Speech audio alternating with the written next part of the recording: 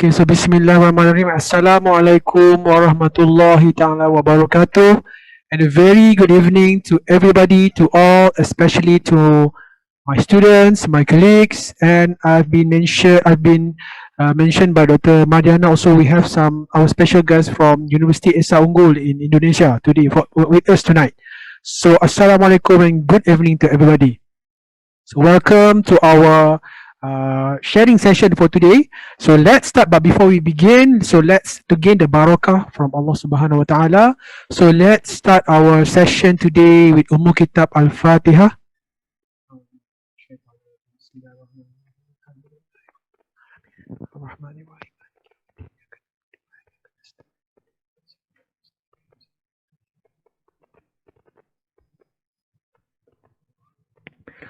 Okay, so welcome everyone. Welcome to the 5th episode of Biotech Shares, a sharing platform that is being created by our alumni for our students, just to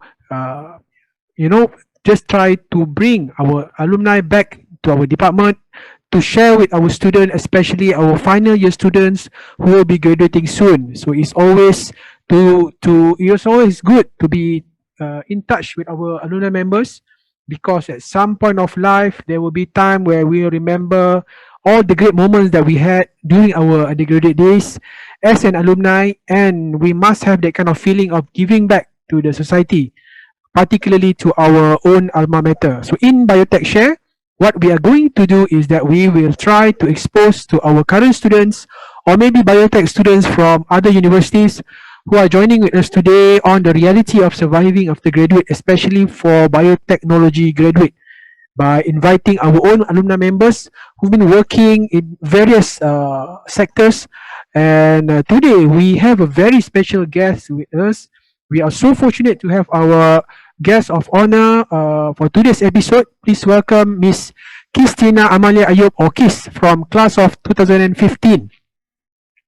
How are you doing, Kis? I'm good. Thank you, Dr. Alhamdulillah. for inviting me tonight. Yeah. Thank you. Okay, thank you. Actually, thank you to you as well. Thank you very much to Kis for spending some of your precious time. I've been told that she told me before that it's quite difficult to get her to give a talk at night, because due to her commitment with her company, because she's working in a multinational company, so she has to be answerable, right? Macam on call lah kira. It's like an on call, right? If your boss from the overseas wants to call you, want to have a meeting, then they can just interrupt you at night, right? Normally normally the meeting is scheduled but because the meeting is dealing with the US side, so we are normally they are morning and we are in the night session. So sometimes we rotate lah. Sometimes the meeting will be at in the morning session, and the US side will be at night. So that's the nature of. So that's how it is, right? Yeah. That's how it is. Okay, so just a little bit information about Qistina. She graduated from this department back in 2015. In fact, she used to be my student, right? My student for my lab practical session last time, before I went to do my PhD, somewhere in 2014, 2015, if I can remember. So as much as I can remember about her, she used to be very active in class, not just in class, but in the society as well, particularly in sciences. She's been participating in so many programs, and she was among the pioneers who established the Sciences Acoustic Team, right? Music band. So for those who don't know, Sciences Acoustic Team is a music band which consists of science students. Qistina is one of the pioneer, right, who established this team last time. Yes, she was. I actually used to borrow Dr. Zach's guitar. Oh, really? Oh yeah. If you can still remember your brown guitar. Yeah. True. So the guitar at the moment is currently with me. I took that from the student. Yeah, that's great. Okay, so she was the only female guitar player, okay, an avid guitar player herself. She was the only female guitar player in the band during that time, and they have been performing in numerous occasions, if I can remember. So welcome back, Kis. Welcome back to the kuliah. Welcome back to the department. Okay, a bit about her working experience after she graduated in 2015. She became a manufacturing specialist in Abbott. Is it the correct way how to pronounce it? Uh, Ebert actually. Abbott's, right? Yeah. Abbott's for 1.5 years. Then she jumped into the quality control sector as a microbiology analyst with Johnson and Johnson for another 2 years. And after that, she went into the research and development sector as a microbiologist for the UWC Healthcare Manufacturing for 4 months before switching to another company, which is a Plexus Corp, as a validation engineer for almost 2 years. So in January this year, 2021, she joined another American company, Becton Dickinson in Kulim, as a quality engineer for special project. So we can see that she's been jumping quite numbers of multinational companies, I would say. Huh? And the best Yeah. thing is that she's been using her background in biotechnology degree as a ticket to be hired in the industry, which most of us think that it might be quite impossible for biotechnology graduate to work, right? So that's so exciting for me. So due to this reason, this is why we are so fortunate to have her with us tonight to share with us, especially to the next generation, to our current undergraduate students, our final year students, on her exciting and colorful career journey ever since she left campus back in 2015. Not just that, her wide experience in quality analysis and quality control is Yeah. something that I wish our students would know before they graduate. Okay, so I wish, last time, if you look at me, I wish I could know more about this sector last time when I was a student, but I didn't have the chance. So, Keith, I think you are the best person to describe about yourself, to describe about the career path that you are currently into.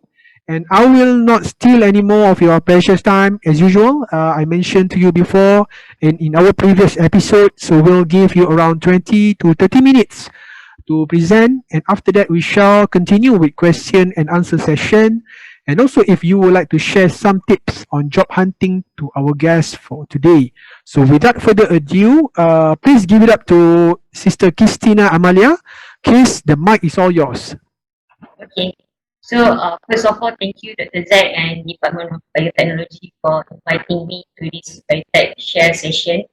I feel very honored tonight because actually, I have just a total of 6 years experience in the medical device. And it's not much actually compared to the previous senior in previous Biotech Shares. So yeah, thank you to everyone who's joining tonight. I could see some lecturers like Dr. Demi, Dr. Faiz, Dr. Azmi, Dr. Denju. So thank you for joining tonight. So okay, I will share my screen now.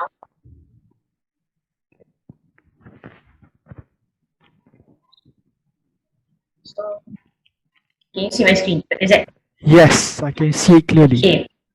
Okay, so actually tonight I will explain more about career path in medical device industry. Okay.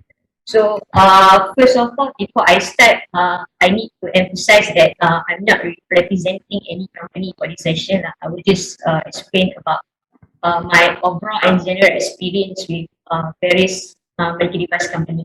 Okay, All right, that's right. cool. Okay, okay.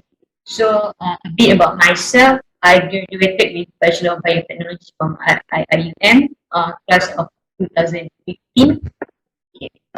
So after my graduation, I started my career journey as a manufacturing specialist at Abbott. I'm not sure if everyone knows about Abbott. Actually, Abbott is one of the world leading companies in medical device and also pharmaceutical. But the Abbott branch that I joined here is actually the eye care division. So we produce intraocular lens, which is implanted in human eyes to track cataract. So, during this 2015, right, Abbott actually was a new company. Masa tu tak ada kilang lagi lah. Tak, sebenarnya macam zero lah. Dia pun nak bertapak dekat Queen High Tech. So, I joined this company as a pioneer team lah. I was hired as a second batch for manufacturing team. So during that time, I was selected to undergo the onboarding training in the Netherlands for 3 months. Okay. This is for technology transfer purpose. So masa tu Edward ni memang macam banyak hire student fresh grad degree lah sebab dia perlukan someone yang boleh transfer teknologi from Holland lah. So, okay. So saya dengan Edward ni around 1.5 years. And then lepas around 1.5 years ni tu lah, actually Edward ni acquired by Johnson Johnson. Maksudnya macam dia beli eye care division ni. So everyone was rebranded into Johnson Johnson. Actually it's the same company lah. Okay. Yeah, it's the same company. So masa tu I applied for microbiology analyst position ni. Just try luck in microbiology area. So I got accepted and I started my new role. Masa tu banyak perform microbiological testing lah untuk environment. Untuk environment ni maksudnya clean room, production area and ada buat macam lab equipment qualification macam tu. And then after around 2 years itu, I moved to another company which is Lexus as a validation engineer. Masa ni saya punya role ni still ada macam related dengan microbiology juga, tapi dah nak start masuk engineering punya area. Ada involved dengan process validation and sterilization punya validation, also punya qualification. And then next yang Edward nampak sebab saya tak sure macam ni. Nampak. Okay.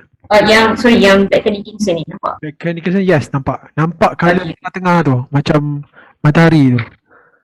I'm currently in Biotech Shares expertise. I just joined about 5 months ago. So in this role, I actually focus more on project documentation compliance. Alright. So you were with Abbott's and Johnson for almost 3 years lah kan kiranya? 3.5 years kot. Yeah. Sampai October 2018. Yeah. Okay, that's cool. Can we move to the next slide? Sure, please. Okay. So now I will explain about medical device industry overview. Okay. So what is medical device industry? So medical device industry is companies that produce medical device products. For example, glove, bandage, electronic equipment like ultrasonic, medical imaging equipment, apa-apa equipment yang kita guna untuk diagnosis, untuk treatment prevention of disease. So every medical device company ni dia ada regulation dia, macam company yang saya join selama ni semua US based company. So I'm more familiar with FDA regulation lah. But every country akan ada regulation body sendiri. Macam Malaysia kita ada MDR, Canada kita ada CMDR, Japan kita ada PMDA macam tu. So medical device ni dia ada classification dia based on FDA. Ada class 1 to 3 based on risk level ni lah. Kalau macam class 1 ni selalu yang paling lowest risk lah. Contohnya macam bandage, glove. Yang class 2 ni selalunya barang yang macam dia masuk dalam badan manusia tapi dia tak lama, macam shrink, catheter. And class 3 ni paling stringent lah. Benda yang kita macam implant dalam badan permanent macam cataract lens lah. Yang mana satu? Yang kelas mana satu? Class 3. Class 3, okay. Class 3 yang macam cataract lens ataupun pacemaker yang untuk support treatment jantung. Okay. So kita punya target customer adalah hospital, pharmacy. So, and this company are in Malaysia. These companies are all based in Malaysia, right? Some of it. Yeah, we also Malaysia also have a lot of Malaysian based companies lah. Kalau dekat Malaysia ni kalau medical device mungkin ada Vigilant is Malaysian based company. Okay. And Straits Orthopedics also Malaysian based company. A lot lah. Interesting. Okay. So this is overview of the global market of medical device industry. So as we can see, the largest market of course lah US lah. US memang conquer medical device punya industry lah. Tapi yang interestingnya, APAC adalah the fastest growing market the region kan. And we can see here actually Malaysia adalah the largest medical device market in Southeast Asia with market worth of USD 1.55 billion. So I'm sorry, is it in terms of production or is it in terms of ownership of the company, or is it in terms of the place I where believe you it's use? I believe it's revenue lah, I believe. Yeah. Okay. Okay, these are some of the world leading companies in medical device. Yeah. So Medtronic ni actually memang kita tak tahu yang nombor satu lah. Tak ada company yang boleh beat dia. Medtronic ni memang dia sentiasa nombor satu. So daripada sini saya dah pernah join Johnson & Johnson, Abbott and Qistina. Semua company ni bagi saya nature business dia sama lah. Memang semua best lah. Memang recommended lah untuk join top company macam ni. Okay. So kita nak tengok market dekat Malaysia pula. Ini yang kita nak tekan kan. Okay. So information ni adalah daripada MIDA, Malaysia Development Investment Authority. So MIDA ni dia bertanggungjawab macam bawa semua investor masuk Malaysia. So dia yang coordinate semua market-market dekat Malaysia lah. So daripada information MIDA ni, medical device hub kat Malaysia ni bertumpu dekat Nusajaya, Johor, Bandar Estate, Port Farm, PPM, Penang Science Park and also Penang High-Tech Park lah. So saya punya location sekarang dekat Penang High-Tech Park ni lah. And saya pernah join company dekat Penang Science Park dan juga Texas, so dekat Penang lah.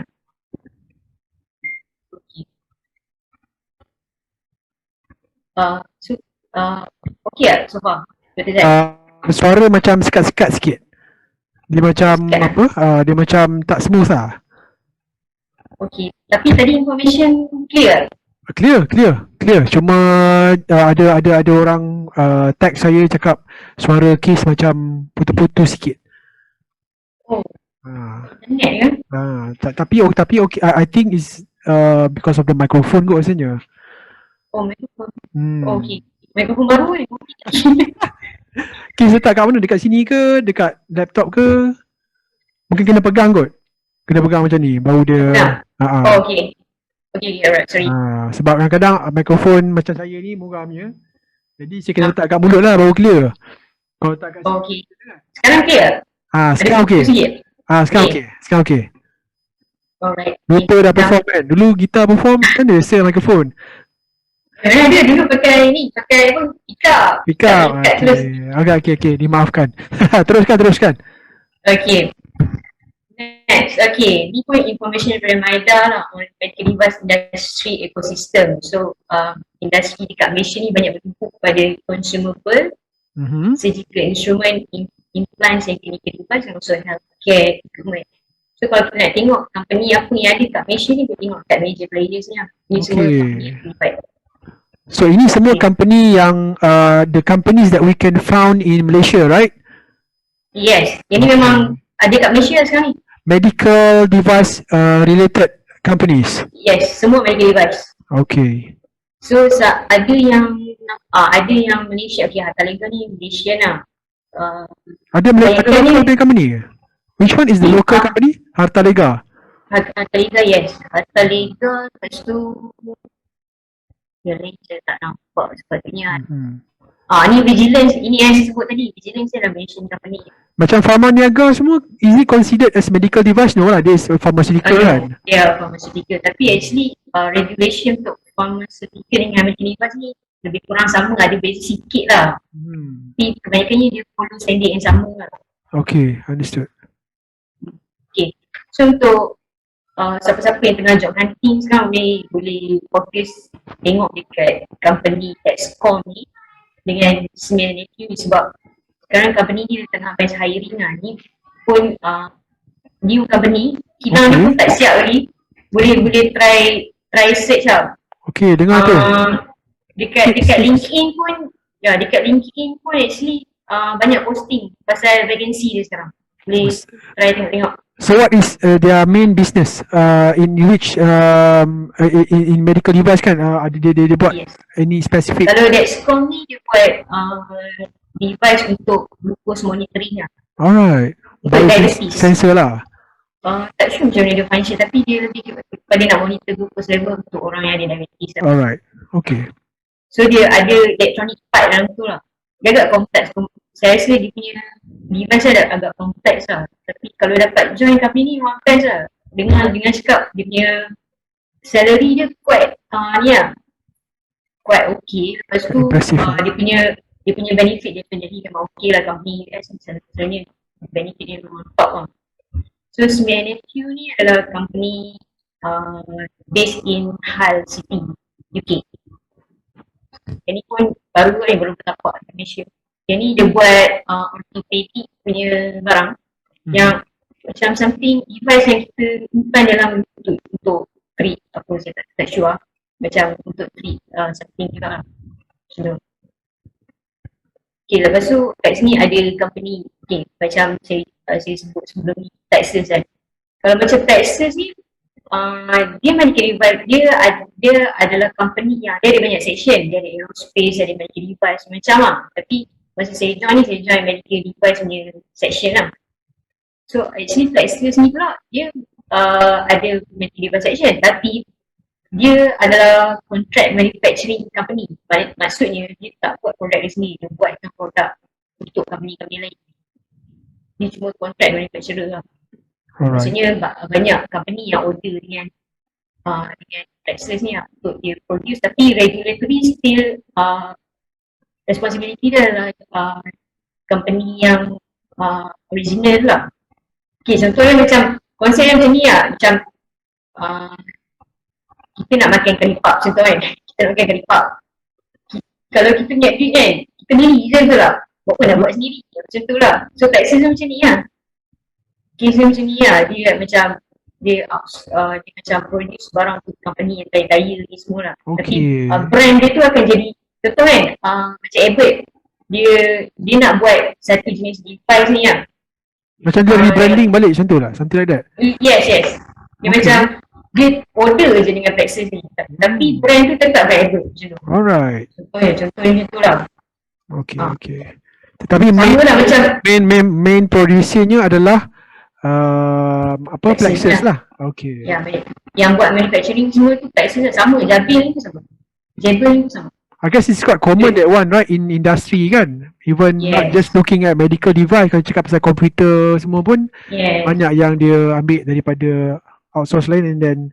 Yes, correct. Okay, so boleh kita move to the next slide. Please. So biasanya kilang medical device ni apa yang ada, facilities apa yang dia ada kan.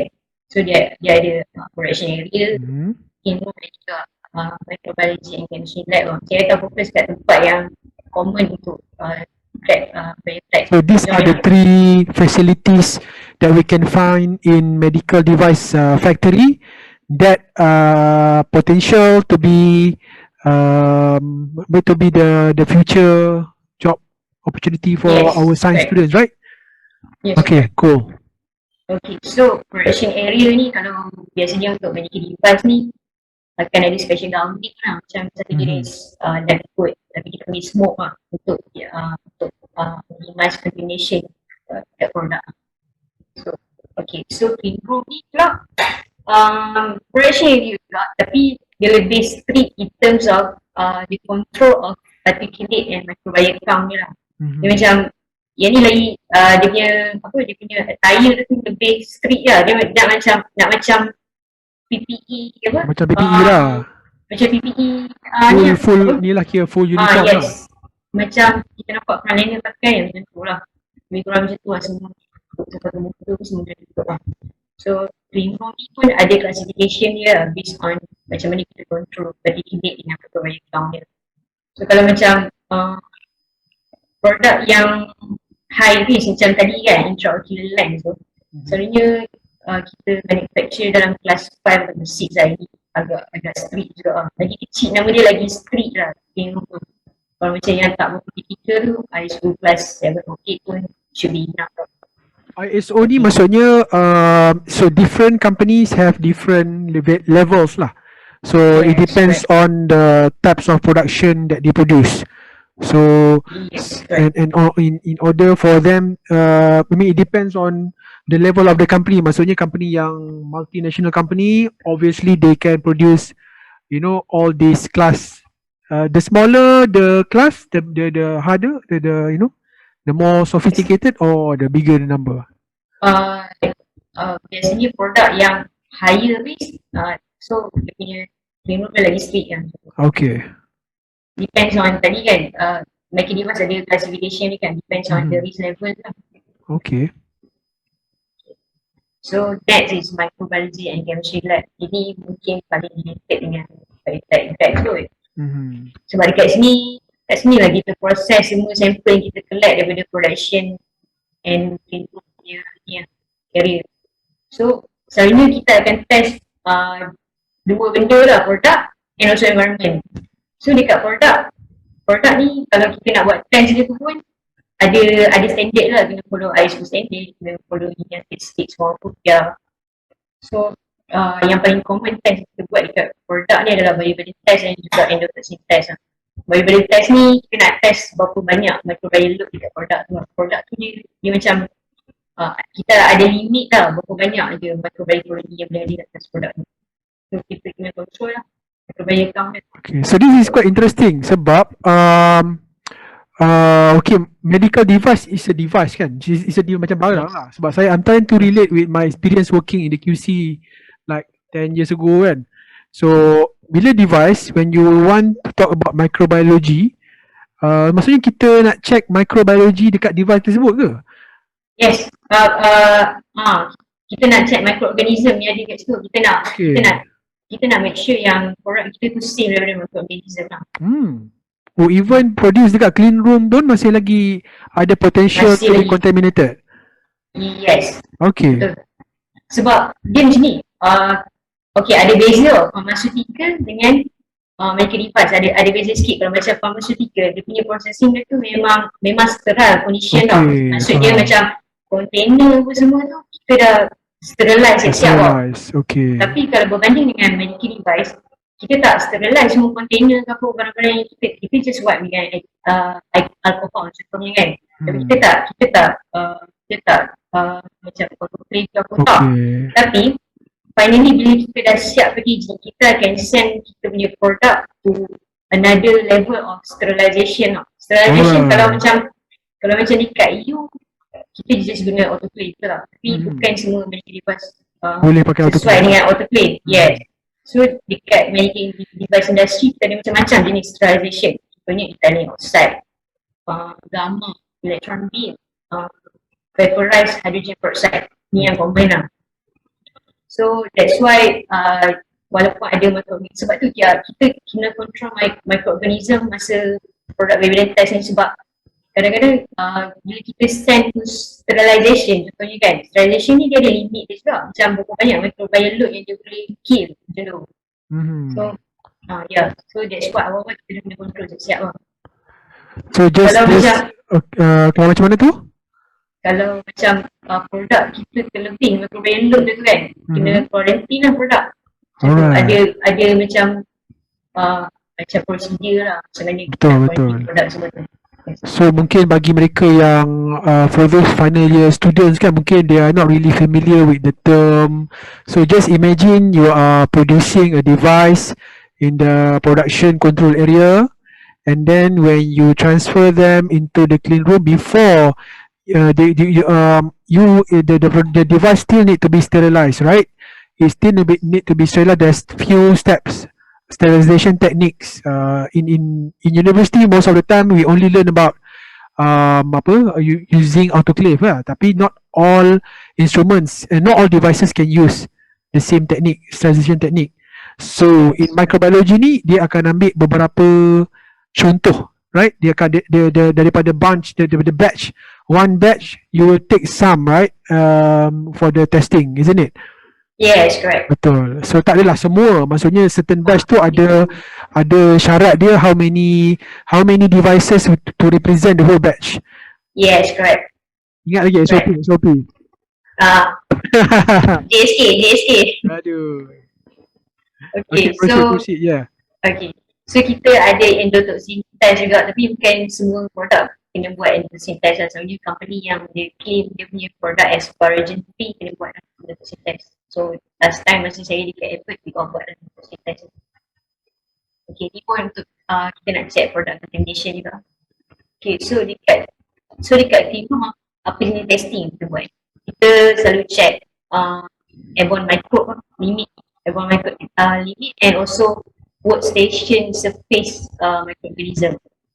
Okay, kalau macam airborne microbe ni kita guna sample, kita collect air, guna macam lah, PSA plate tu. So lepas tu kita incubate, kita tengok koloni dia apa. Yang tu pun ada limit juga lah. Untuk based on ISO class tu ada limit dia berapa banyak koloni je yang allowed dalam tengok. Sama juga macam workstation surface ni pun yang ni kita nak make sure yang kita punya workstation tu clean from microorganism. So actually sometimes occasionally kita akan buat microbial identification juga kalau kita macam ada in time macam kita jumpa koloni yang macam dia tak common tau. Macam selalu kita nampak koloni yang sama tiba-tiba ada satu hari dapat koloni lain tau.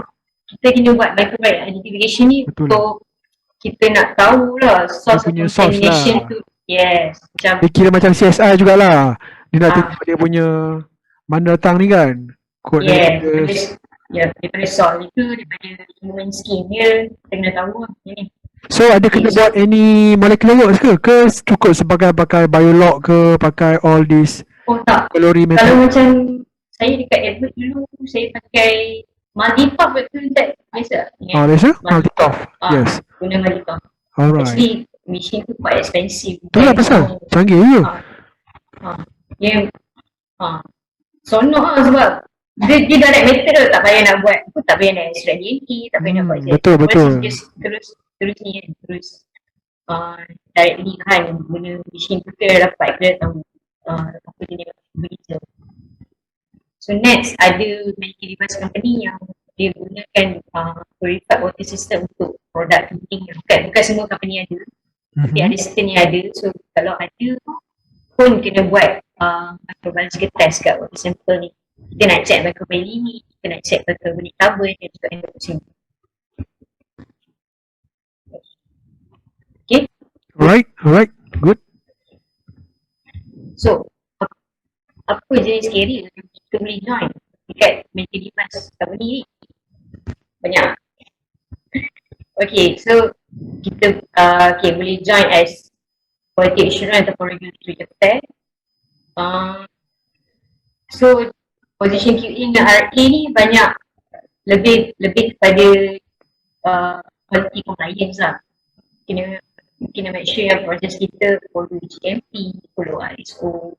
So ada involve dengan customer complaint juga. Actually kalau masa saya dekat Edward, customer complaint pun ada lab dia sendiri tau. Lab dia lagi strict daripada microbiology lab. Customer complaint maksudnya kalau customer ada complaint, dia ada lab dia? Yes. Sebab kalau customer complaint, ada masa diorang macam pulangkan balik produk kita kita test balik tau. Macam masa dekat Edward ni, kita orang buat cataract lens tu, kadang-kadang sampel yang sampai tu dia dah pernah masuk dalam mata manusia tau. So dia datang dengan ada lagi blood stain dekat lens tu. So dia bahaya. Dia bahaya. So lab dia lagi strict lah. Macam PPE dia tu jenis yang pakai sekali buang. Alright. So even kat company Apple sini pun memang dia orang dah tekankan dari segi safety to the workers as well lah. Yes. Actually customer complaint masa tu punya lab dia tu paling apa? Boleh cakap paling strict lah. Okay. And even medical device company ni kalau macam ada deal dengan produk yang boleh macam ada high risk ni macam customer complaint ni, kita ada macam additional program lah untuk siapa yang bekerja dengan lab kena ambil vaksin daripada sendiri lah as precaution. Macam sikit aku saya ambil kan. Okay. So next boleh join as microbiologist ataupun chemist ataupun strategy engineer lah. Okay. So tadi saya dah explain lah, kita ada buat banyak various lab test lah untuk ensure product safety. So actually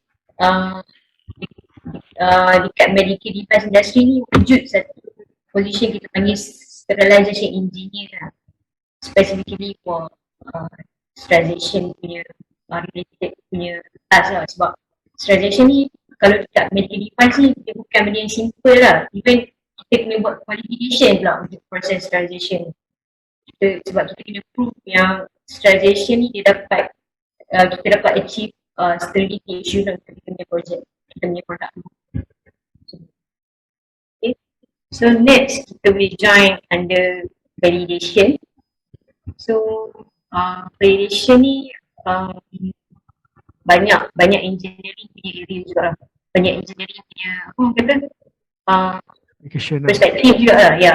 Sebab ni validation ni pun sebenarnya area dia quite wide lah. Sebab manufacturing pun dia ada validation, microbiology lab pun dia ada validation part dia. Macam kalau manufacturing kita selalu nak prove yang proses tu efficient untuk kita produce product to the highest quality ya. Tapi kalau macam dekat lab, validation ni kita apply bila kita nak qualify kita punya equipment. Okay, for information, semua equipment yang kita guna dekat medical device ni semua kena qualify dulu sebelum kita boleh guna untuk commercial use lah. Kita kena buat protokol, kita kena develop test method. Bila kita dapat proof yang equipment tu memang efektif, baru kita boleh run dia punya sample lah macam tu. Okay, so kita juga join under manufacturing team. Ini memang directly involved punya production lah, following the SOP. Okay. So ada yang berminat dengan R&D, mungkin research pun boleh join dengan medical device. Tapi yang ni saya taklah familiar sangat lah. Tapi kalau R&D ni lebih kepada design, product design, product test, ya.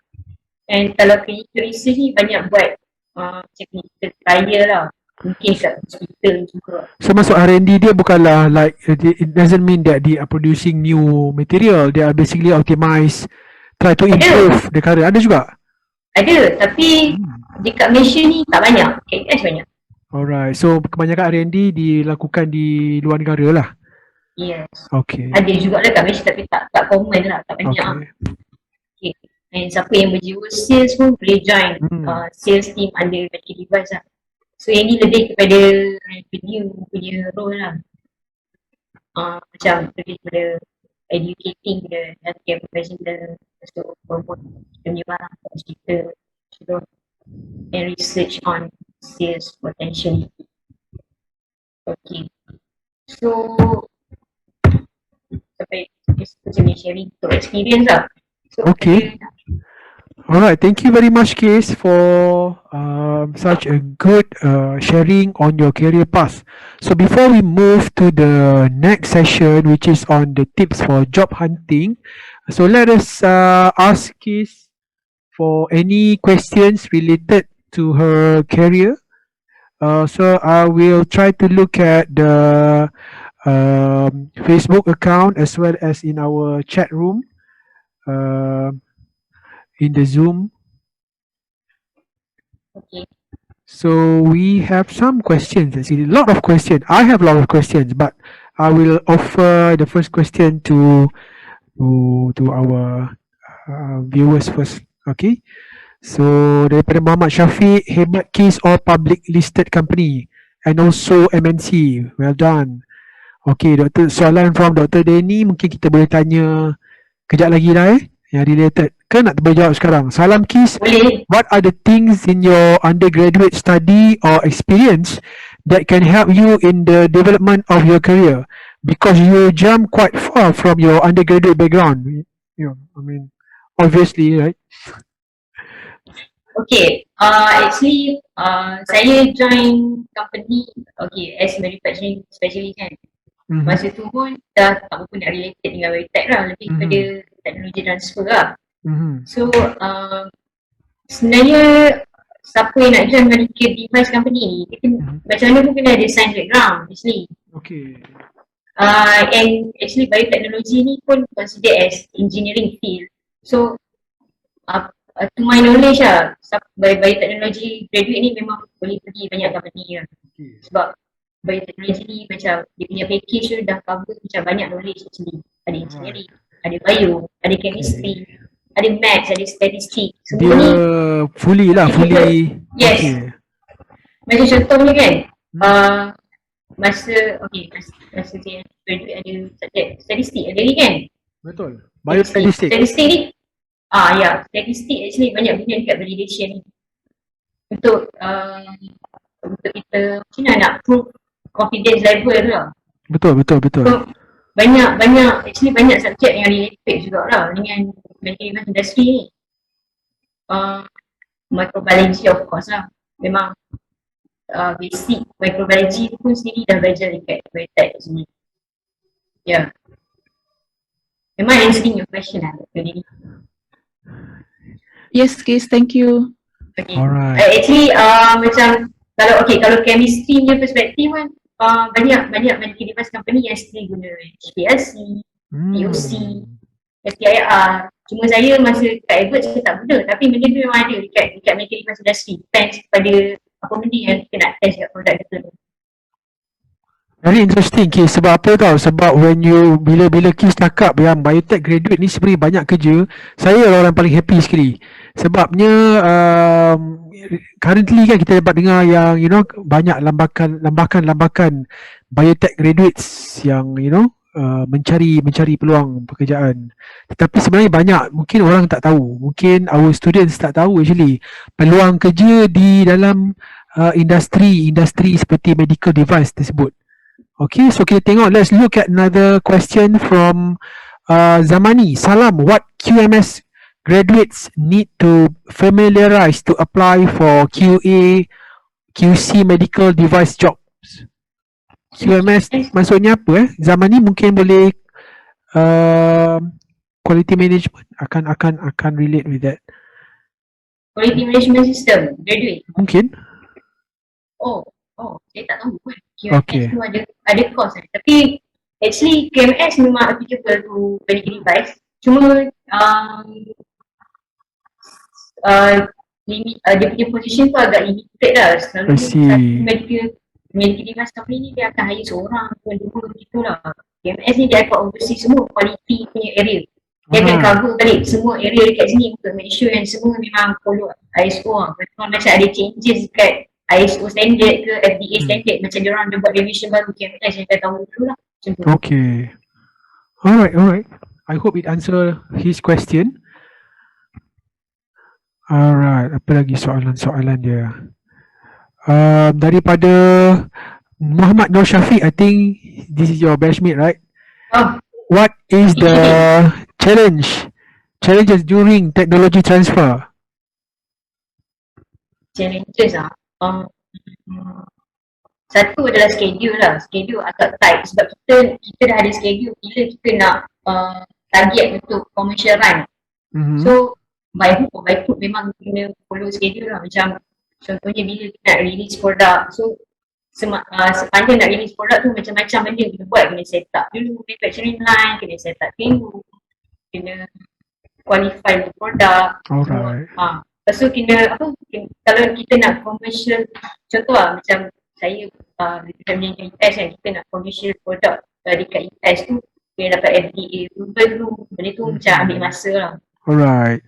So kebanyakan challenge tu we can see on the regulation part lah kot. Yes. Okay. Sebab kalau macam Everett ni dia bukan setakat jual kat US, dekat Europe pun jual juga. Kalau macam kat Europe kena dapatkan CE mark pula. Alright. Kena ada audit juga lah. Maksudnya banyak regulation body yang dia have to go through before they can transfer the technology, right? Yes. Okay, soalan Zulmadi ni saya ingat nama ni. I can remember this guy. Ini memang betul dia batchmate. Okay. Hai Madi. Madi tanya macam mana nak pandai main gitar. Tu tak apalah. Dia kena belajar directly lah cakap dia. Okay. Kalau terzik ajar. Jangan. Suruh Haiz saja. Okay, so Muhammad Syafiq, your senior ni, my junior juga. Muhammad Syafiq saya, as for sales and marketing career path in medical device company, are they mass hiring now or the position is limited? If Kis has any tips on that? Can you share? Can you share if you have any tip on this, especially Based on on my service pula, sales and marketing? based on my experience Mm-hmm. kalau sale ni banyak berlaku dekat KL lah, sebab dekat KL Okay, memang banyak sales office lah. okay. Dekat area utara ni saya tak berapa familiar sangat, tapi ada sebab macam setiap company dia akan Mm-hmm. ada, dia akan ada focus region dia, macam ada yang jaga region utara saja, ada yang jaga region KL saja. Yang macam mana kalau tips dia kena banyak ni lah, banyak networking tu kot. Kena very strong. Tapi kalau on Ya. sales and marketing, mungkin kita tak boleh nak tanya Kis sebab Kis tak pernah kerja dalam bidang sales and marketing.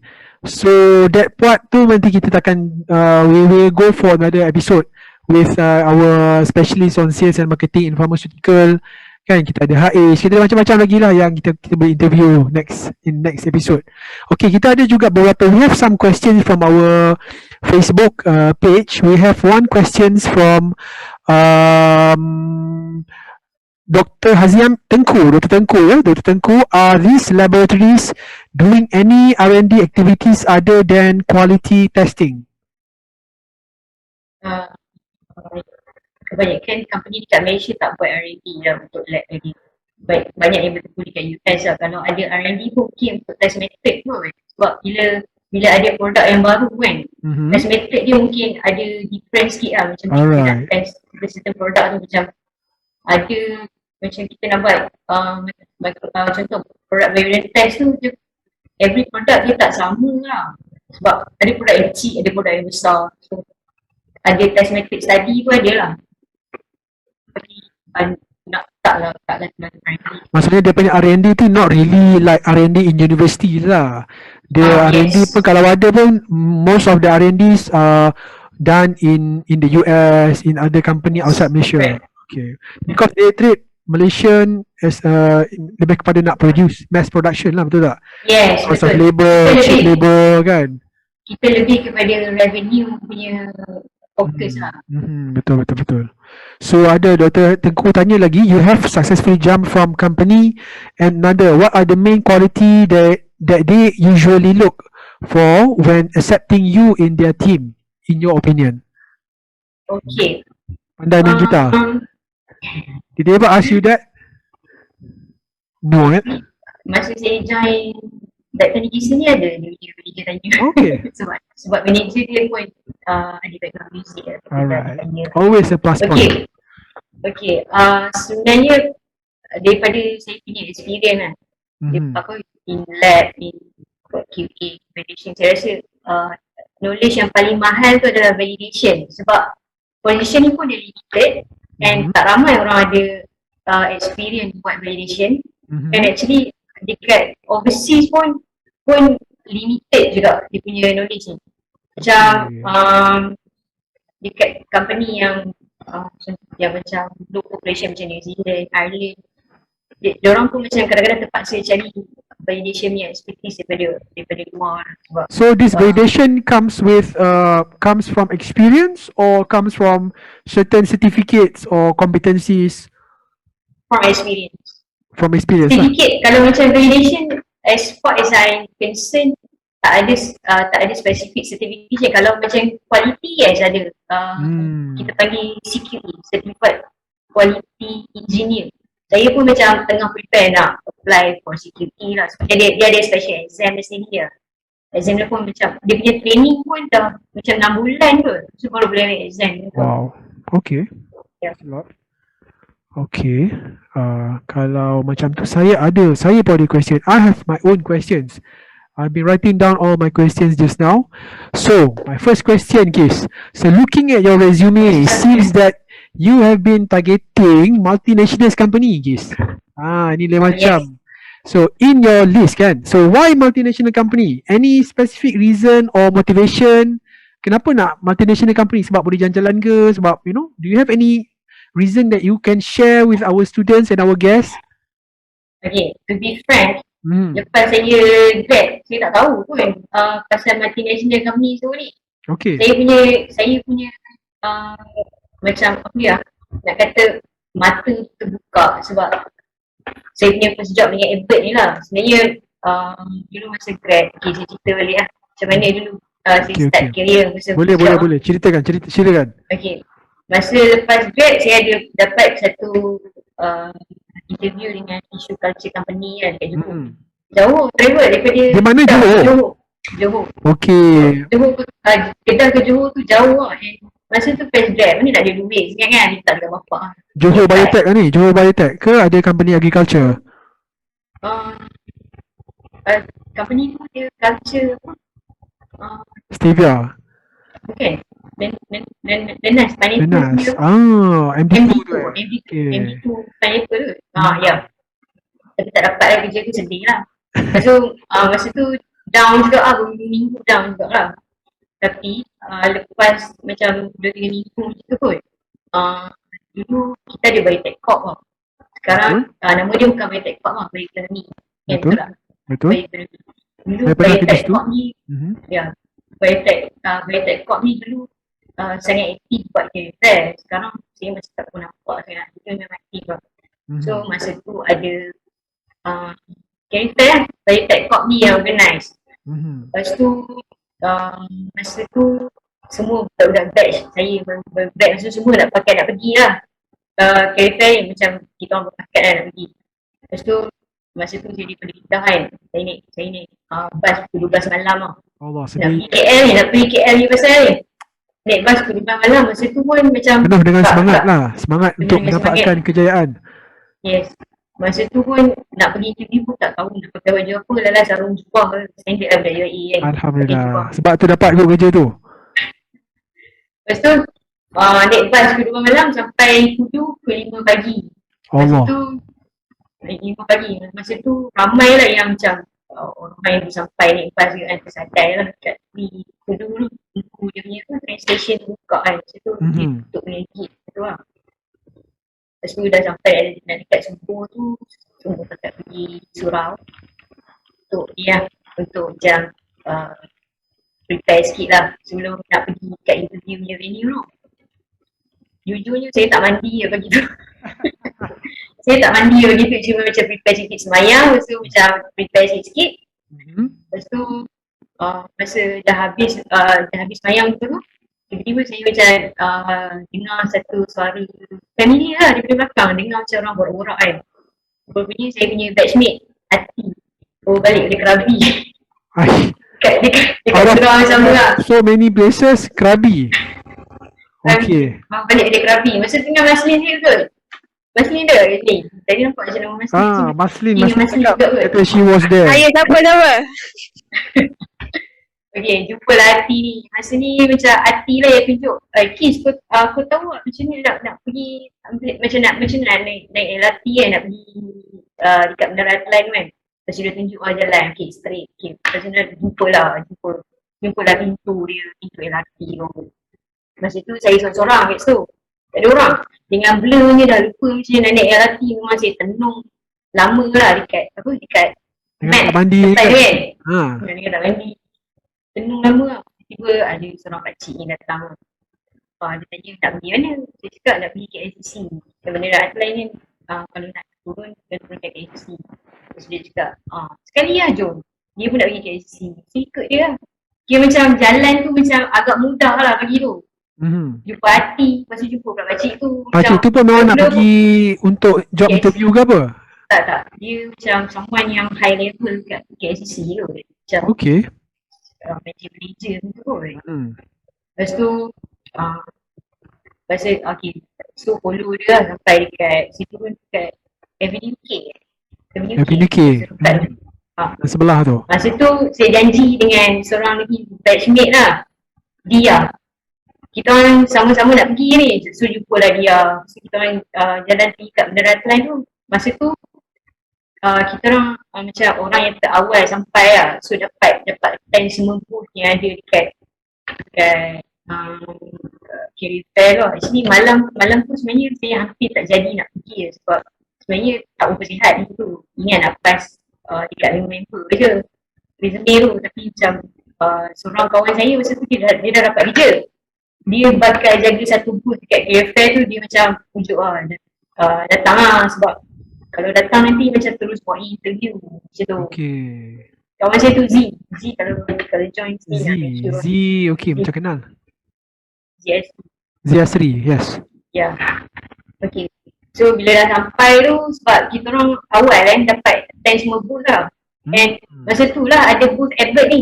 Okay. Actually, ya. Albert dia join. Memang dia open untuk biotech punya graduates lah waktu tu. Yes. Okay. Dia memang open untuk biotech punya graduate. That's Lepas tu interesting. masa interview tu, dia tahu kita fresh grad, dia tak tanya benda yang teknikal sangat. Dia cuma lebih tanya kepada pendapat kita. Dia macam tunjuk, okay. Dia tunjuk satu video proses di mana dia produce produk tu. Lepas dia tanya pendapat kita, apa yang kita rasa pasal video tu. Lebih kepada macam dia nak dengar macam kita punya idea lah. Dia tak tanya terlalu teknikal, tapi lebih kepada macam nak ajak sembang-sembang, nak tahu pasal background sikit. So maksudnya waktu tu dia memang impromptu interview lah. Maksudnya pergi ke booth tersebut, ada interviewer somewhere, someone yang the recruiters from Abbots, I guess. And then you were hired during that time? Yes, tapi masa tu baru first interview. Lepas tu dia shortlisted saya untuk second interview dengan director lah. I see. Masa tu baru nak start kenal-kenal dengan MNC ni lah. So maksudnya waktu dekat how to say career fest tu lah, baru you familiarize dengan all this MNC, GLC, all this term. Okay. Okay, that's interesting. So daripada situlah Kis nampak bila dia pergi Abbots, dia pergi training ke Netherlands and everything, baru nampak banyak rupanya kilang-kilang medical devices ni yang memerlukan science graduate, betul? Yes, betul. Okay, that's interesting. Saya ada masa saya join Abbots tu, seorang lagi saya Biotech punya batch juga, Aizat Kasim, tak sure dia join ke tak. Aizat Kasim ni batch sama batch dengan Calat. Okay, ingatkan. Kita dengan Calat, kita orang masa ni sama-sama di hire oleh Albert, batch yang sama, yang pergi dengan dia sama-sama. Alright, okay. So where is he now? Dia bekerja lagi dengan Albert? Tak pastilah. CCM Dua Pharma. Dua Pharma. Sebelum dia join Dua Pharma, dia join JSK, sama macam tu. Okay. Alright, okay. So next question. So how do you feel being a science graduate, Kis? You are a science graduate working along, tagging along together with engineering background, kan? Bila you kerja masuk dalam factory, masuk dalam industri, obviously memang semua, most of them other than management, administration are engineers, betul tak? Dalam production line, sebagai contoh, majority semua engineer, betul? Mana ada orang science duduk dalam production line, kebanyakannya mungkin banyak dekat dalam QC, QA and also clean room and everything lah. So how do you feel last time? How did you feel last time? Any feeling of inferior, especially when you first started? You mean at Abbott? At Abbots, yeah? Or any when you because you jump quite a lot of companies kan, bila you masuk, obviously there will be a new challenge, right? A new environment. So you are having a science background at your back. So when you join the company, dia pernah tanya ke, you ni degree ke, degree in science ke, degree in engineering ke macam you just go there and do your job, get the job done, something like that. Sebenarnya kalau nak go up to the engineer level, memang kena ada background in science lah. Okay. Tak kisah biotech ke, chemistry ke, engineering ke, semua boleh jadi engineer. Semua tu adalah ada engineering punya elements lah. Kalau macam degree chemistry boleh jadi proses engineer untuk contoh macam pharmaceutical. Tak possible lah untuk science punya graduate. So of course setiap role tu ada challenges dia sendiri lah. Macam kalau validation tu, macam saya cakap nulis mahal, tapi actually dia punya role tu agak payah juga lah, sebab dia memang technical punya dia. Kadang-kadang macam kalau kita nak kerja deadline tu agak kadang-kadang stress juga lah, sebab documentation dia tu agak difficult macam tu. So maksudnya validation, in order to be expert in validation tu, doesn't matter whether you are engineer or you have a science background, it's all goes back to your experience and also the skills that you possess. Tetap kena ada degree in science lah. Okay, Degree in tetap kena science. ada degree in science. Yes. Okay. So I So hope ramai yang cakap apa science graduate ni tak laku. Saya tak setuju lah. betul, saya pun setuju. Memang tak setuju. Betul. Saya It's sebab just that sebenarnya, they don't know, right? They don't tak tahu peluang tu. yes. Betul. Sebenarnya kunci dia adalah networking kot. Betul, saya setuju. Sebab kerja tu bukan tak ada, cuma ada company dia banyak vacancy tapi dia tak publish. Dia kalau kita macam kita kenal ramai orang, kita dapat information tu daripada ramai orang senang sikit lah. Sebab tu penting networking. Biasalah kan, cream of the crop. Jadi siapa yang nak survive, dia kena do something out of the comfort zone lah. Dia tak boleh lah nak tengok dekat dalam job street saja kan. Kadang-kadang kena invest sikit, masuk dalam LinkedIn, and then buat certain, kena search lebih sikit, kena pergi ke, mungkin setiap negeri tu dia ada dia punya, how to say, industrial zone kat situ kan. Jadi kat situ pun, sebagai contoh di Kuantan ada Gebeng. Di Gebeng is industrial park. Kat situ ada banyak company-company karika, ada banyak MTBE, BSAF. It is all and gas company yang masih ada lab. Di mana ada lab QAQC, di situlah ada peluang untuk actually science graduate to work. Betul. Janganlah cakap on-site. Ya, even kalau company tu tak ada job vacancy pun tak salah kalau kita nak send juga resume. Again? Just kalau macam company tu even dia tak publish punya vacancy, kita boleh je nak send juga resume. Benda tu tak salah pun. Kita macam ada orang dia take initiative to be proactive. Basically macam search for HR email tu, just send. Kadang-kadang kalau ada luck, ada kosong memang pergi interview lah. Okay, betul-betul. It's just about giving more effort lah kan, betul tak? Okay, so ada one question from Dr. Hamzah. Dr. Hamzah tanya, is there any suggestion for the improvement to the current curriculum as a bonus to our graduates for job market? Ada untuk biotech lah kan. Sebab, I think the reason why Dr. Hamzah tanya sebab for information case, this semester is the first time we offer the medical biotech concentration for our degree, for our undergraduate students. So I can see that this medical line ni lebih relevan kepada all this medical biotechnology students yang currently taking this concentration. So any suggestion from your side yang dah bekerja dalam industri in improving the concentration? Do you any special course or any special subjects that you think should be included or maybe should be taught by the lecturers to the students? Bagi saya maybe lebih kepada elemen yang ada dekat industri lah kot, yang lebih applicable lah. Kita boleh masukkan elemen-elemen yang saya cerita tadi lah. Betul. Sebab actually macam nak cakap, dekat universiti ni kita belajar benda yang lebih meluas, tapi actually bila kita pergi industri kita apply benda yang basic lah. Macam contoh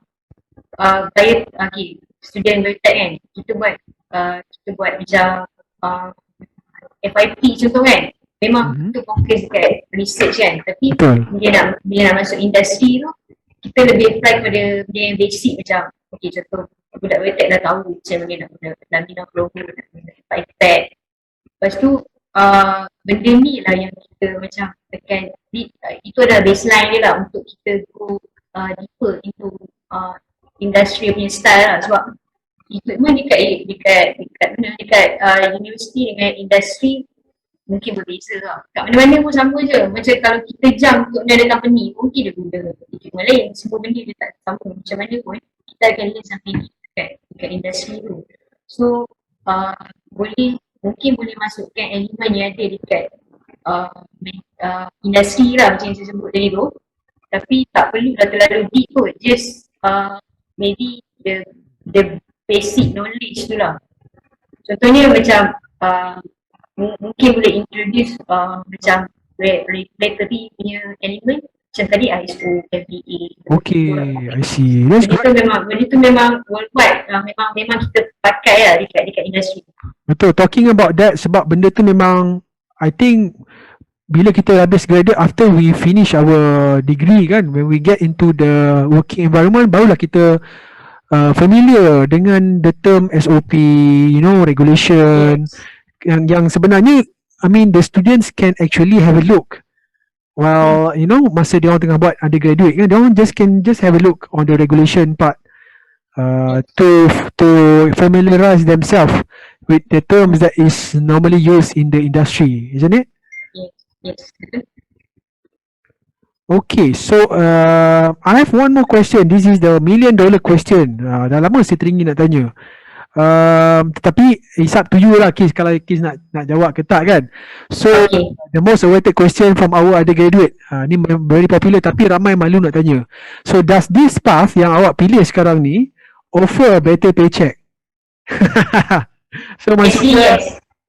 yelah, dulu pengalaman saya kan, masa saya kerja dekat QAQC, masa dengan GSK, is a multinational company kan. Saya dah ceritakan benda ni waktu saya dalam episod sebelum ni lah. Ada sekali tu saya melepak dengan kawan-kawan engineer lah. So I was one of the science graduate yang bekerja di QAQC last time. So when I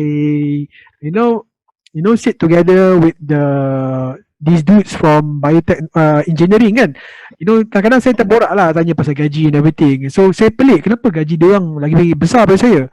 And then dia cakap simple, dia kata because your responsibility tu is much more smaller compared to them, sebab dia orang bekerja dalam production line. So kadang-kadang kita tak tahu how industry works kan, kita tak boleh nak ikut, kita tak boleh nak samakan bekerja dengan kerajaan. Dia punya skim tentang gaji tu berbeza dengan bekerja dengan industri, betul tak? Jadi from your perspective, you've been working in microbiology department in QAQC, now still in QAQC.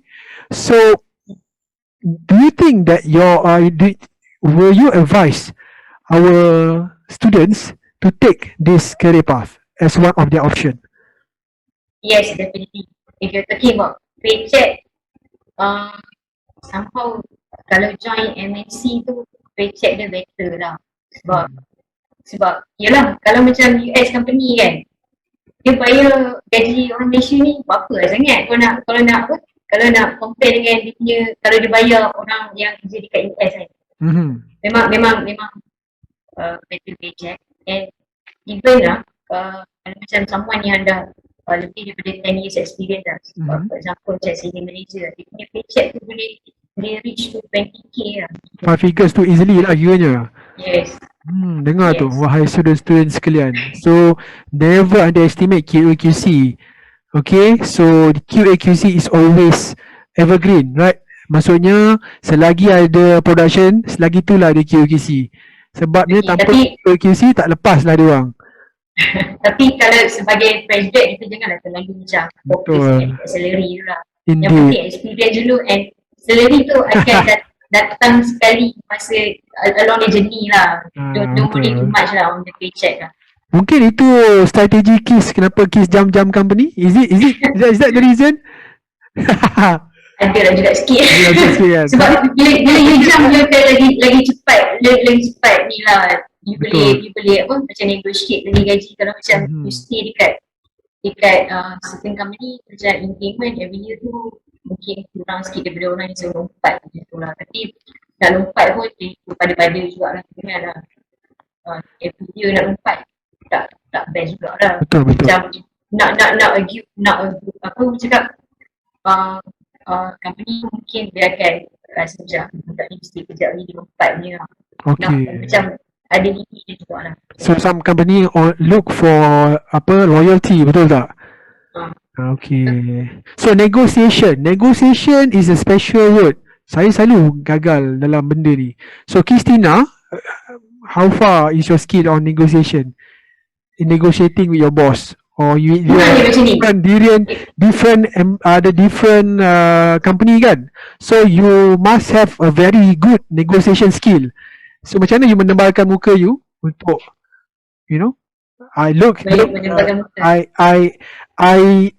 saya layak you know, untuk dapatkan this.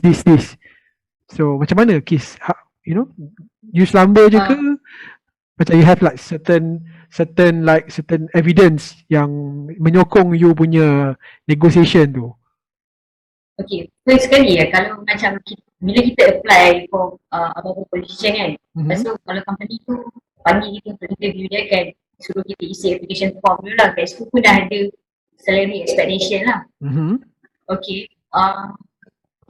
tapi bila kita dah confirm dapat kerja tu, kat situ lah negotiation akan berlaku. Tapi saya punya strategi, saya tak apply dekat satu company je. Saya apply dekat dua company and saya make sure saya macam dapat few offer lah. So kalau macam saya tak dapat kan salary expectation tu, saya akan ambil dari satu company lah yang better lah macam tu. Tapi semua tu kadang-kadang macam mana nak cakap, kita kena ada strategi jugalah. Maksudnya strateginya adalah mendapatkan beberapa, to get as much offer as you can and then you compare. Yes. Tapi you have to know your worth lah. Janganlah macam apa, kita minta salary yang tak masuk akal tu, tak boleh juga lah. Depends lah. Selalu kalau kita nak jump from one company to one company, 20% to 30% tu macam compare macam cakap reasonable lah. 20%. Kalau macam kita stay dekat the same company kan, selalu increment tu around 6 to 7% lah. Okay. So mungkin nak sampai dekat kita punya salary expectation mungkin lambat sikit. So that's the reason some of the some of the people love to jump from different company to different company. Betul. Tapi jujurnya kalau macam saya jump to another company pun, the first reason dia actually bukan sebab salary lah. Sebab actually for your information lah, JNJ dulu saya tukar company sebab dia sebenarnya untuk hilang macam tu. For information lah. So I untuk another company. So masa join Praxis tu, bukanlah tempat tu tak okay, cuma jauh lah sebab kat Penang. Saya stay kat hari-hari. So kena consider dari segi location wise jugalah kan. But that's all. Sekarang dekat BD ni back in Kulim, so agak ni kat Kulim high-tech ni? Yes. Jadi depends lah apa yang someone tu dia cari dalam career tu. Semua orang dia tak sama. Betul. So during this pandemic ni kan Kes, kita tengok we've seen quite a lot of companies yang dah reduce their numbers of manpower kan. So what do you think about this? Are you currently facing the same, your company lah, you obviously okay, tapi your company you nampak tak ada effect dari segi pandemic ni kan, dari segi job ni secure? Actually inilah specialnya medical device industry. Sebab dalam semua orang hilang kerja semua, medical device industry ni lagi dapat banyak projek disebabkan pandemik. Especially barang-barang yang memang kita guna untuk COVID lah. Macam saya dekat Pfizer dulu, kita orang buat macam ada projek untuk endoskop, guna untuk intubation. Macam kita nak check trachea macam tu, guna untuk intubation lah. So projek, banyak projek yang masuk masa tu. Sampai kadang-kadang saya sendiri pun tak menang tangan lah nak pegang, saya jaga sterilization macam tu kan. So rasanya kebanyakan medical device company projek makin banyak masuk lah. Sebab betul, dia bergantung kepada bidang lah, betul tak? So maksudnya since you are working in an evergreen field, I would say it is quite difficult to be affected during the pandemic, kan? Actually hiring pun sebenarnya makin bertambah sebab COVID ni pasal.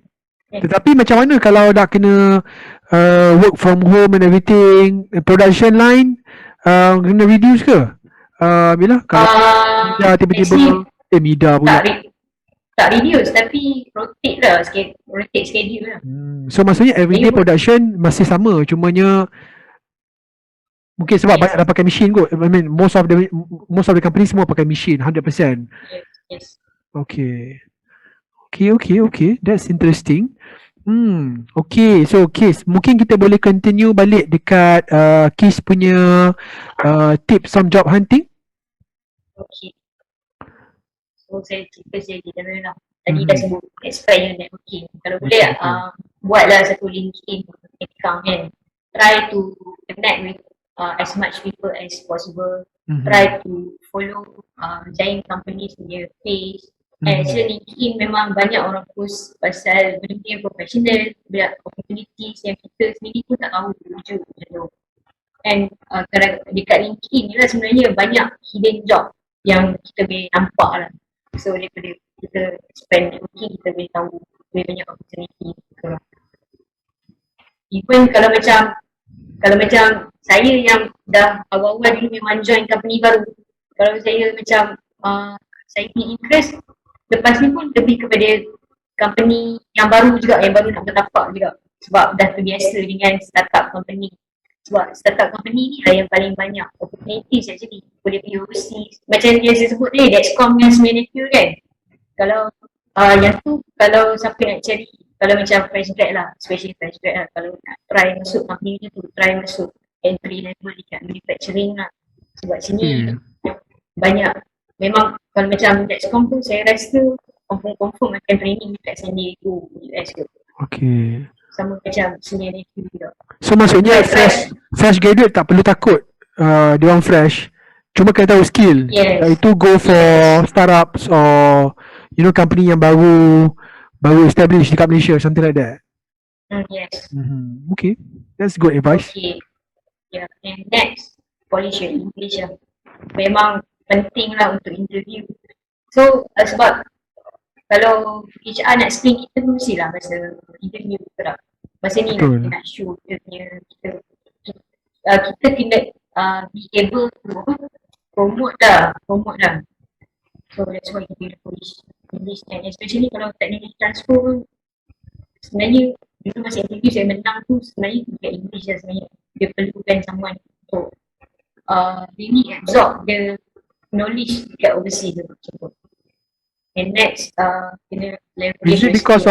Is it because you are an RIUM graduate?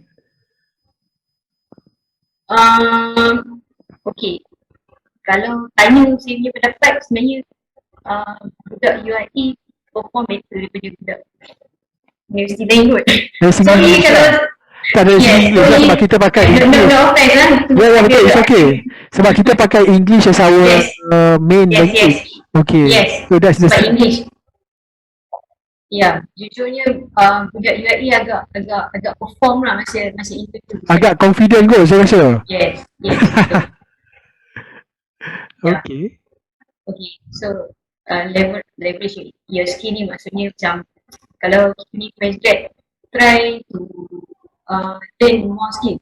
Skill ni macam-macam. Excel skill pun sebenarnya penting lah masa masuk industri. Tak kisah lah kita masuk lab tu, kita join manufacturing dan semua akan pakai Excel skill yang dia bukan yang basic lah, kita macam advanced sikit lah.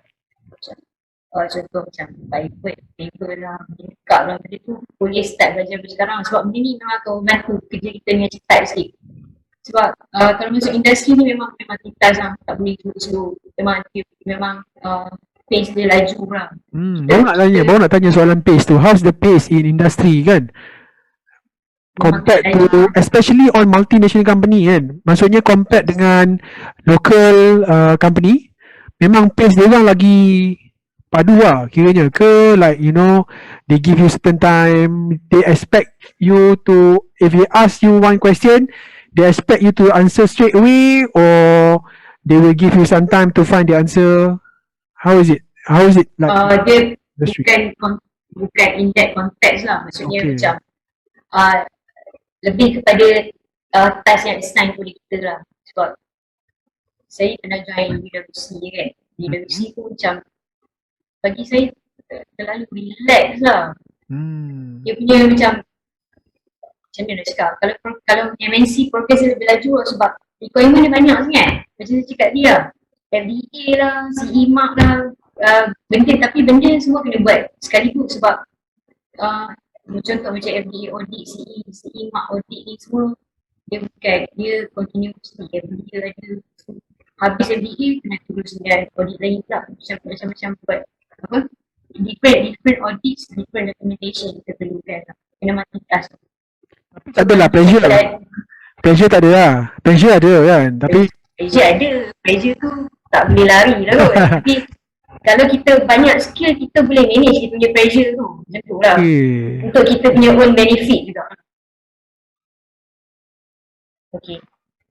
Saya tengah bayangkan macam mana Qis, sebab saya biasa Qis ni student, jadi kita tak tahu macam mana Qis ni dalam industri kan, dengan muka confident dia, cakap dengan bos Mak Saleh. Oh, hebat. I salute you, sister. Kadang-kadang ada masa macam ada masa kita ada masa yang kita tengah down, ada masa kita tengah up. Biasalah normal kehidupan lah, tak semuanya. Kita tak, bukanlah sepanjang masa kita perform, betul tak? Ada masa kita rasa, biasalah manusia macam roda. So kalau macam kita dalam industri kan, ada masa kita rasa macam demotivated. Benda tu normal lah. In time you akan get back to the top lah. So maksudnya don't worry, maksudnya macam normal lah, ada hari yang kita masa macam tak produktif, tapi just go with the flow lah macam tu. Ever dream of setting up your own company or joining government sector? Not for now. Not for now. Okay. For now, I really enjoy working with MNC lah. Good. I'm glad to hear that. Bagus. Sebab kita memang mengharapkan lagi ramai alumni kita yang especially from industry to come and share their experience with our students. So sebab benda-benda ni akan meningkatkan lagi visibility of the job to our students. Okay. And in addition, we will increase the visibility of our students as well kepada company-company kan. Sebagai contoh, kalau Qis di your company sekarang, obviously they know that you graduated from IIUM. So next time when someone from IIUM, from Kuliah of Science or from Department of Biotechnology pergi interview, went for an interview in your company, they have like certain expectation. Okay, this is the level of IIUM. So, see? Macam duta kecil lah kan kiranya. Betul tak? Tapi kadang-kadang saya nampak juga budak-budak graduate UIA ni ada join juga multinational company yang saya tak pernah join, seperti saya nampak lah. Ramai, saya rasa batch korang lah, batch saya kurang dan bawah, tapi saya tengok batch Qistina, batch Calat, yang batch Biocon ni, dia geng-geng, bila Biocon ni bila dia masuk Malaysia, dia actually memberikan satu peluang pekerjaan yang sangat banyak kepada biotech graduates. And that's why tak silap saya certain years tu macam 2016 ke 2017, majority Biocon tu dipenuhi oleh graduan-graduan UIA. Yes, sebenarnya Biocon memang ramai budak UIA. Betul. So kalau macam Biocon ni, siapa yang join Biocon ni, market dia agak power lah kalau nak masuk Singapura macam tu. Okay, sebab yalah, Singapura kalau macam Malaysia banyak medical device company kan, kalau dekat Singapura banyak pharmaceutical. I see. Macam GSK ada Abbott Pharmaceutical ada, AbbVie, so Novartis, Lonza, tu semua multinational company lah, banyak fokus dekat Singapura. Malaysia lebih pada medical device lah. Macam boleh tengok company yang saya share tadi. Betul.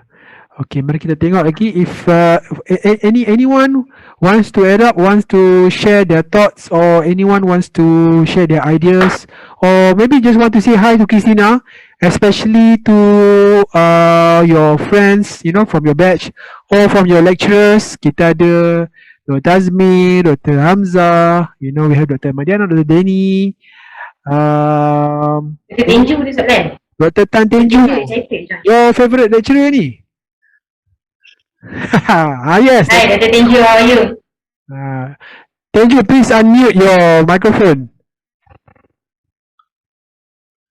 No, please unmute your microphone. Alright. Okay, there you go. Hi, Tenju, how are you? I'm good. How are you, Qistina? I'm good. Thanks for joining. Long time no see. Support for you. Okay, Qis.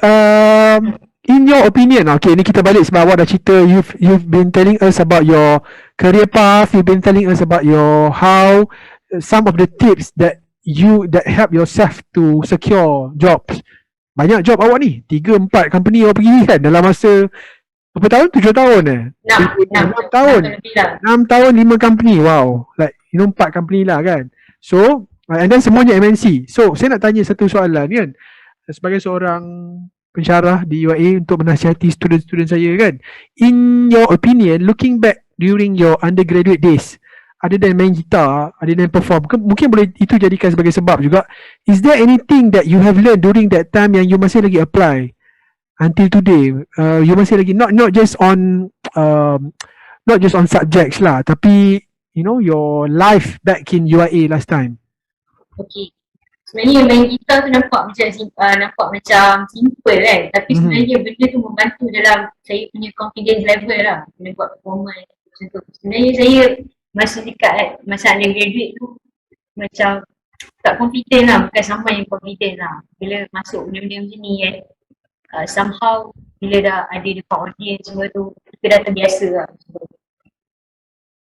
So maksudnya it does help lah. Sebenarnya hobi kita tu actually penting sebenarnya untuk membantu kita kita punya soft skill juga lah. Yes. So maksudnya dengan sciences dulu kiranya all the programs yang design tu plus all the performance, all the ini, maksudnya dia membantu, it help you in terms of your confidence level, to boost your confidence level when you talk to potential employers. Yes. Okay. Especially bila paling penting bila buat presentation actually. Saya ada sama yang sangat nervous. Betul. Especially nak bercakap dengan stakeholders daripada overseas tu bukan benda yang senang lah. Betul, Yeah. Macam mana you convince dia orang? I mean, saya yang dah ada PhD pun saya mungkin rasa anxious lagi ataupun tak confident lagi nak convince orang, especially yang daripada luar negara and everything kan. So Qistina, I mean, you any tips on how you your in terms of your communication, you have to show your confidence ke, you have to know how, you need to know everything ke, or just know the surface, pandai goreng, that's it, something like that? Saya punya style senang je, prepare in advance lah. Okay. And minta opinion daripada superior macam ni ke. Lebih pada preparation lah. Maksudnya banyak akan bertanya jugalah daripada superior, something like that. Yes. Okay. That's interesting. Sebab saya tahu ramai student-student ini confident dia tinggi. Tapi tak semua, betul tak? Not everyone have the same level of confidence, betul tak? Especially when you look at our programs, most of the programs tu the same familiar face je yang join itu join ni kan. So what happened to the rest? Tapi actually most of the time dia orang ni lah yang survive, perform well in the working environment. Berbalik kepada soalan saya yang seterusnya, apa yang saya pernah utarakan dengan I used to coin out this masa kita ada session earlier, in terms of pointer, Kis. Okay, when we graduate from university, so we'll have like first class, second class upper, second class lower, all these pointer, all these classes kan. So bila masuk industri, does this adakah ini is it an important thing that it need to be considered, that is considered by the employers? Do they look for graduates with good CGPA or good results to be hired? Okay, based on my experience lah. CGPA tu bukan tak penting juga, dia pun macam tiket jugalah. Macam budak SPM dah masuk EU kan, dia pakai SPM juga, sama lah juga macam CGPA, tapi semuanya depends kepada HR punya perspektif sendiri lah, and satu lagi kepada hiring manager tu sendiri. Ada yang pointer biasa-biasa tapi dia perform masa kerja macam tu. Ada yang pointer tinggi tapi masa kerja attitude dia tak okey sangat. So nak generalize tu susah sikit lah. Tapi macam nak cakap, kalau pointer tinggi tu adalah satu bonus lah. Tapi itu bukan penentu kita berjaya dalam industri lah macam tu. And kalau macam sampai tu pointer tu rendah tu bukan bukan the end of the world lah macam tu. Okay, so senang saya bagi satu quote ni lah. The future belongs to those who believe in the beauty of their dreams. Okay. Apa yang saya dah cakap kat sini lah, masa saya undergraduate pun, pointer saya pun biasa juga, 3 flat. 3 flat. Cantik tu, 3 flat. 3 flat. Masa tu, memang saya memang average student lah. Tak dapat JPA, budak PTN. Masa tu kawan-kawan ramai dapat GPA masa tu. Macam masa tu agak down lah mood juga lah. Macam rasa macam loser ke lah. Rasa macam loser lah. Lepas tu saya punya exam result pun dah cakap sendiri memang jauh sangat lah. Even masa midterm pun banyak kali je fail. Tapi pun dah tertinju pun saya fail. Masa midterm tapi final tak pernah lah. Final selalu pass lah. Cuma paper dah tertinju. Dapat dah C+. Tu pun tuan-tuan doktor tenju beri maka kesian kot. Macam tu. So, tapi macam mana nak cakap, apa yang berlaku kat universiti tu bukanlah penentu kejayaan. Macam yang penting kita percaya dengan Tuhan. Senang cakap macam tu lah. Sebab masa dulu sebab sedih-sedih tak dapat GPA kan. Tapi bila saya dah join Ebert kan, contohnya course yang company cover saya untuk travel tu, termasuk allowance kat sana, semua dah macam dah lebih lah daripada PTN yang saya kena bayar tu lah. Macam tu lah. Betul. So, apa yang kita tak dapat dulu tak semestinya kita tak boleh dapat in future lah.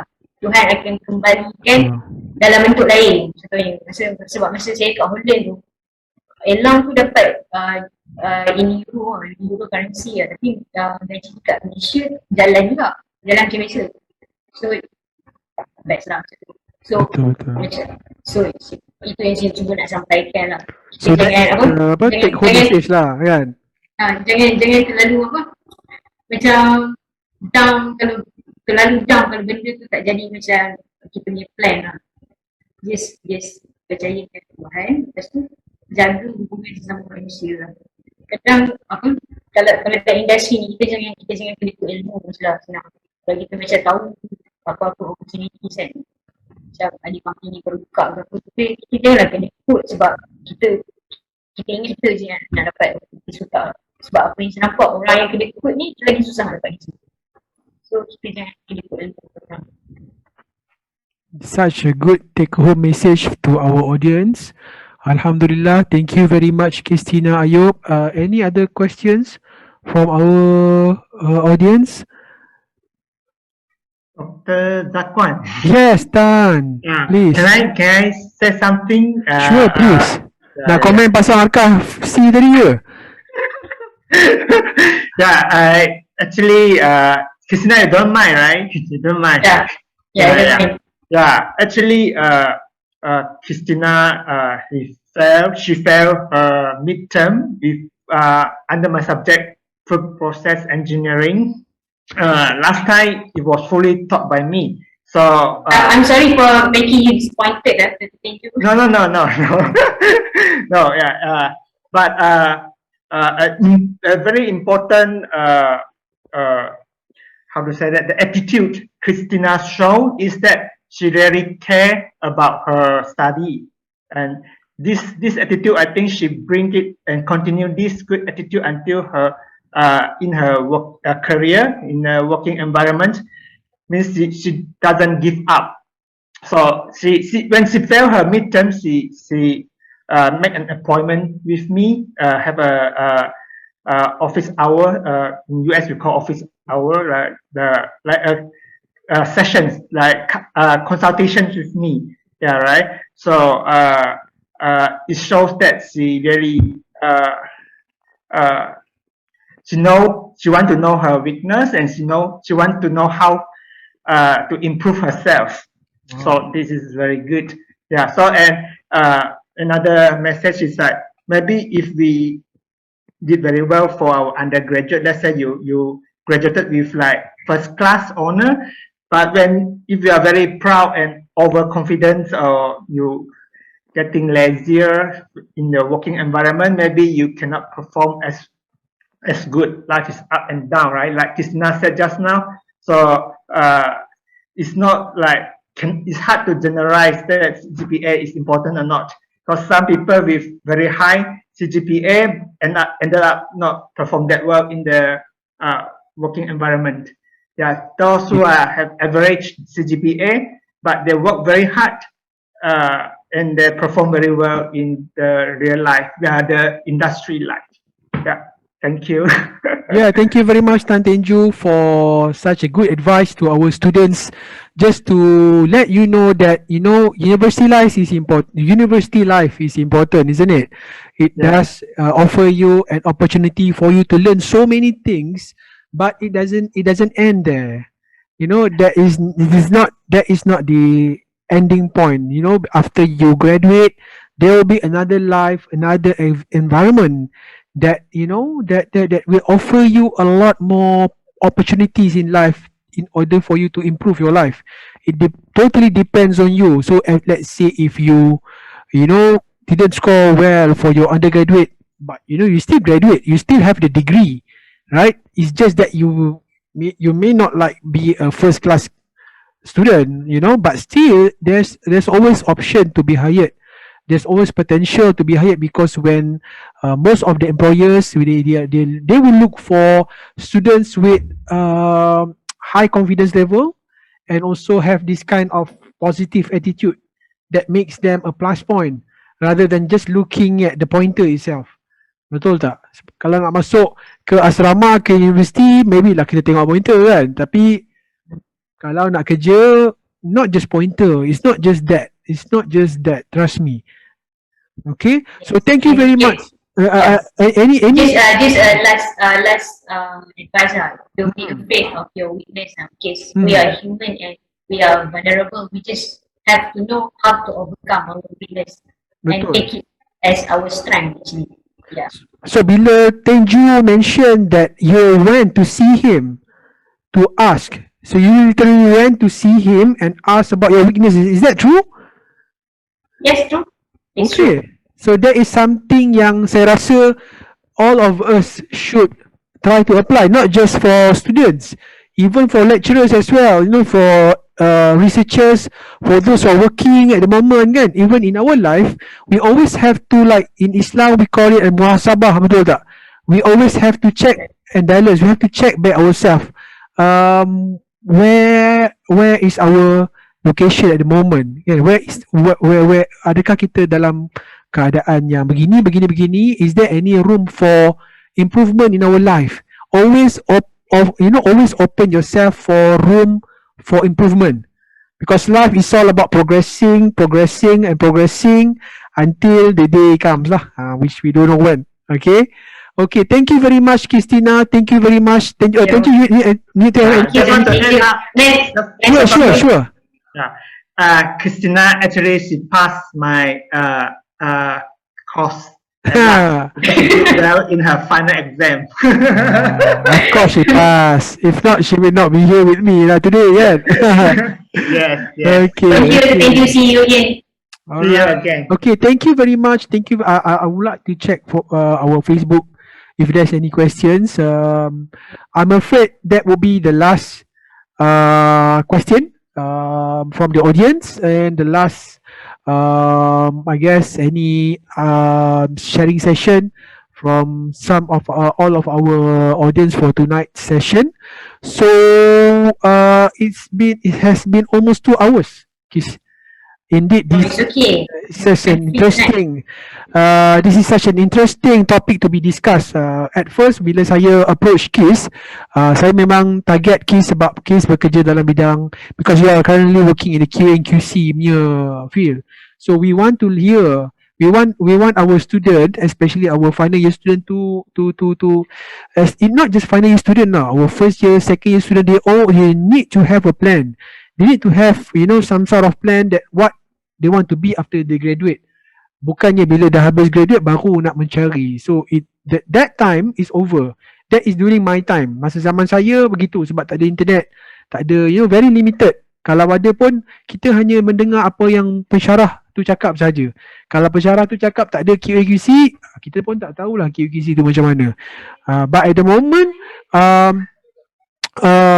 this is an interesting session yang our students can take a lot of opportunity and take a lot of knowledge from this. Thank you very much, kids, for your time, all the tips, and also all the tips shared with the students. We really hope that this is not going to be the last time for you to contribute back to our alumni, to our alma mater. This is your alma mater. This is where you belong lah kan. How to say, you just come back. Pergi kejap and then datang balik, pergi kejap datang balik. Always have these 3 key of practice: grit, perseverance, passion. Itu adalah key components yang saya nampak ada pada Qistina yang menyebabkan dia berada where she is now. So we really appreciate your commitment in helping our department, especially in preparing our students to face the challenge in their life after graduate. And thank to all of you, inshallah, we will try to bring more alumni back with us for our next sharing session. I cannot promise that we will have like every week session every week, but I will try my best to approach. We have tons of alumni members who are currently working in various sectors yang sangat interesting, to bring them back to share with them, especially their career path. Thank you to Qistina Ayob. Thank you to all the audience. Thank you to the alumni members yang share all of this, information. Thank you to all of you. Thank you to our HOD, our dean, our kuliah for making this happen. For their commitment in helping the next generation to succeed in life. So please keep in touch. Please follow and like our Facebook page at our Department of Biotechnology IIUM for more information regarding this. Please also take care of yourself. We are still far away from winning the battle against COVID-19.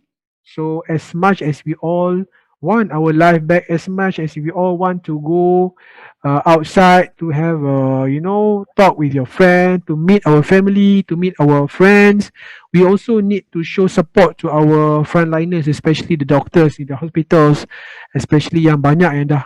I would like to take this opportunity as well to please adhere to the SOP, please adhere to don't look at other people, don't look at those who are against the SOP. Just take care of yourself and your family. Kan, kita tak nak pun korang terlibat dalam COVID-19 dijangkiti oleh COVID-19 and everything. So please stay alert.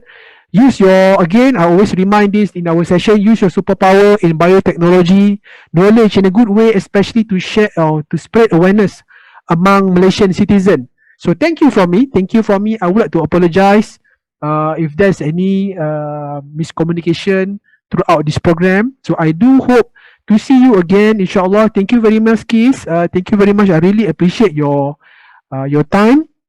So with that, thank you for inviting. Yeah. Okay, I think that's all for. Would you want to have what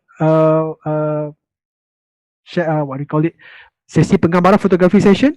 Is it okay? Yeah, sure. Okay, so for those who are interested, please switch on. You can stop sharing your screen now, Qistina. Nanti I'll snap the picture. So for those ada dekat bawah tu.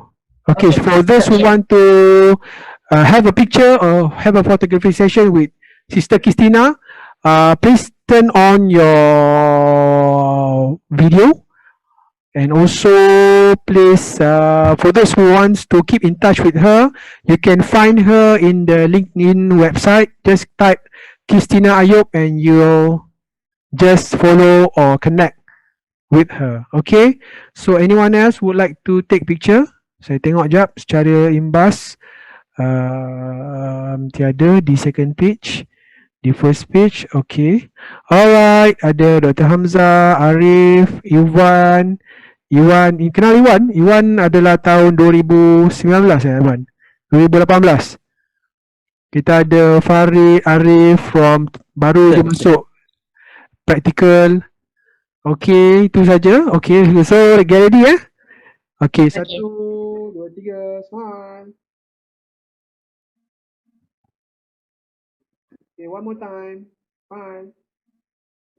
Okay. Okay, thank you. That's all from me. Thank you very much. Thank you, So everyone. let's end our session with tasbih kafarah dan surah wal as.